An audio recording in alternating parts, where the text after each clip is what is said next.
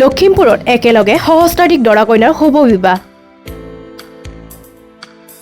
এজন দুজন নহয়, বিবাহৰ মুঠ দাম্পত্য 1004 যোৰ।